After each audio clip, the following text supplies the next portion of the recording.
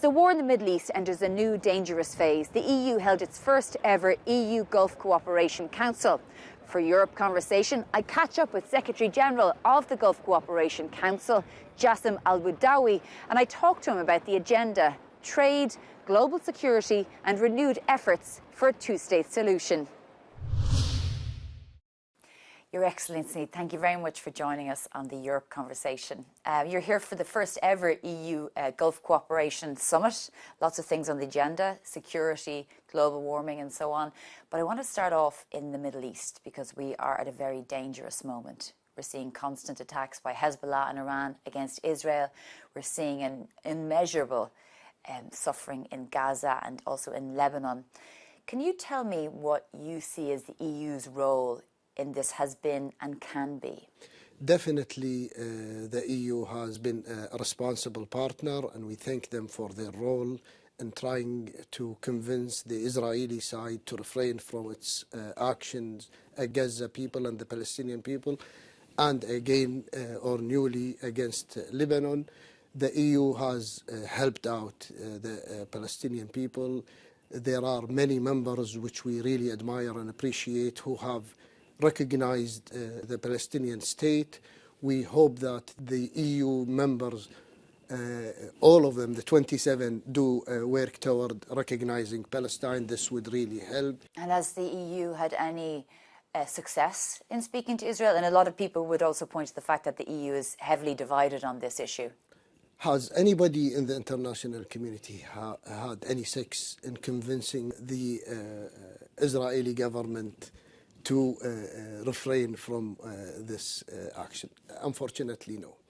The Israeli government continues its policy, continues its military action against civilians in Palestine and Lebanon. They continue this attack. The International Court of Justice called them to stop. The UN called them to stop. The Security Council called them to stop. Every single country in the world has asked Israel to stop. They have not done it. We cannot put that pressure on any group of people or group of countries or a country. And then do you appreciate that some member states are selling arms to Israel? Member states of EU?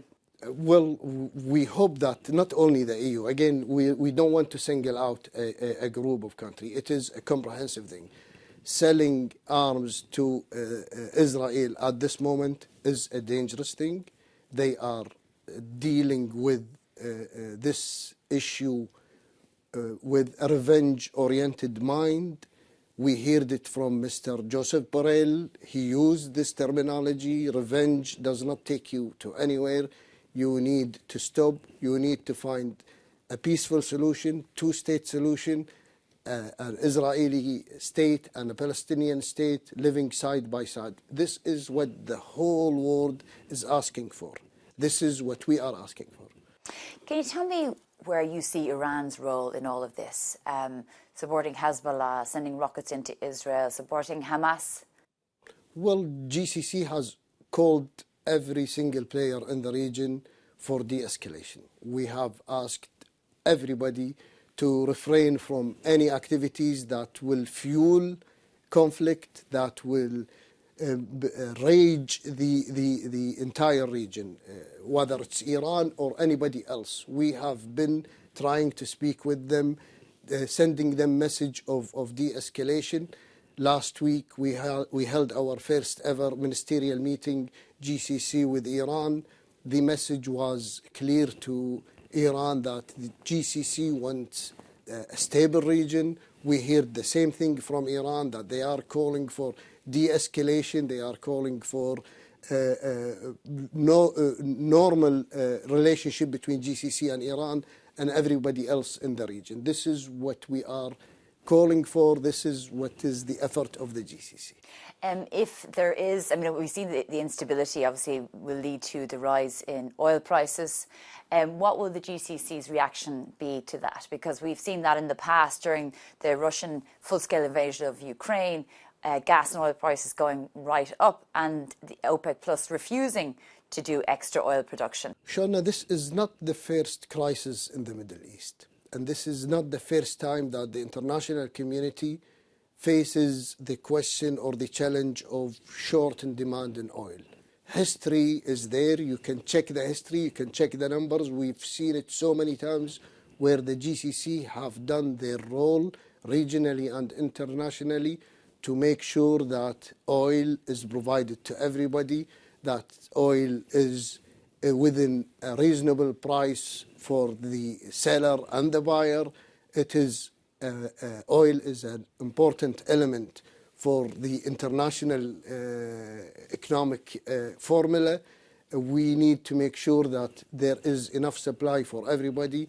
Rest assured that the GCC will be there when this challenge is facing the international community. So they will increase oil production? They will do every necessary thing to secure energy for every partner in the world.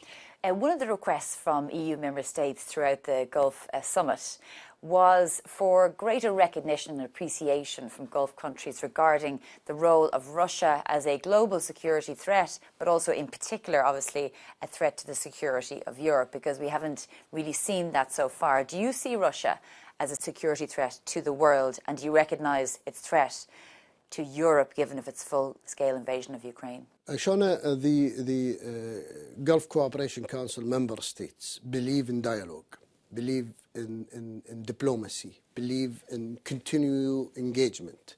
And that's why we have a perfect relationship with every single partner in the world, whether it's Russia, China, the United States, the EU, Latin America, Africa, Asia. We are standing in the middle, having the same distance with everybody, and we are engaged in a dialogue with everybody. And this is the message we send to everybody, is we should refrain from using force and use dialogue, diplomacy as our tool in discussion. Nobody should use any kind of force. I am personally from Kuwait, and I know what is the use of force mean. My country was gone in few hours when Saddam invaded Kuwait in the 90s. But do you recognise Russia as a security threat, given that they're bombing children's cancer hospitals in Kyiv, and dialogue hasn't worked because it didn't work to prevent Putin from invading Ukraine? Well, there is a Security Council, there is a United Nations where we all can go. It is our court. This is where you need to address these kind of questions. You go to your General Assembly in the United Nations, you go to the Security Council and address it, Sean. Nobody, again, should be singled out on certain issue or certain file. It has to be a comprehensive effort, international comprehensive effort that deals with these kind of questions. What would you like to see in relation to trade? And if there were clauses in trade agreements in relation to human rights and gender equality, would that be a problem? It will not be a problem, because we are very proud of our human rights record. The six of us, are engaged with the EU with a human rights dialogue, and this dialogue is done on a yearly basis, where officials from both sides sit in a very thorough and comprehensive discussion, discussing all sorts of issues related to human rights and labor, women empowerment, child rights, all sorts of issues. You can also check with your European colleagues on the wonderful outcome that comes out of these dialogues. The six of us are engaged. It's held once in Brussels and once in each country in the Gulf. Also, there is another path where human rights is discussed, which is Geneva, where each country is reviewed every 5 years, and not only EU-GCC, but the whole international community reviews each country and reviews its file every 5 years. We are very proud, we are very honored of what we have achieved in meeting the international community demands on and requirement on human rights. Our record is wonderful, and we are extremely proud of it. I mean, a lot of people would argue with that, and they say that the record is far from wonderful and doesn't meet the international standards when it comes to basic human rights, whether you're talking about Saudi Arabia and people being arrested for tweeting the executions that take place frequently in Saudi Arabia. In Qatar, there was a heavy focus on migrant workers and the rights being taken away, tortured, and so on. You know, I think people would argue that really those standards fall far below international requirements. I don't know, when you say people, what do you mean by people? Human rights experts, and then if you just look at the reports, the reporting from those countries themselves. I would also challenge these kind of reports, because I don't know who's doing them or... Well, Human Rights Watch, Amnesty International, the journalists themselves. I'm talking about the human rights dialogue that I'm having with the EU and the review that I have every 5 years in Geneva. I don't know who gave these organizations the right or the privilege to set the bar for the whole international community with human rights. It's a dialogue. Again, we talk about dialogue. You don't point your finger at anybody. You need to respect everybody's laws, everybody's culture, everybody's religion, and we are being reviewed again every 5 years in Geneva.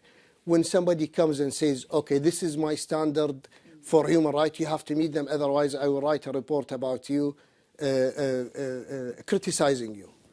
You can write whatever report that you will write. I am a member of the international community. I will respect the international community's demand. I will continue my engagement with the demand.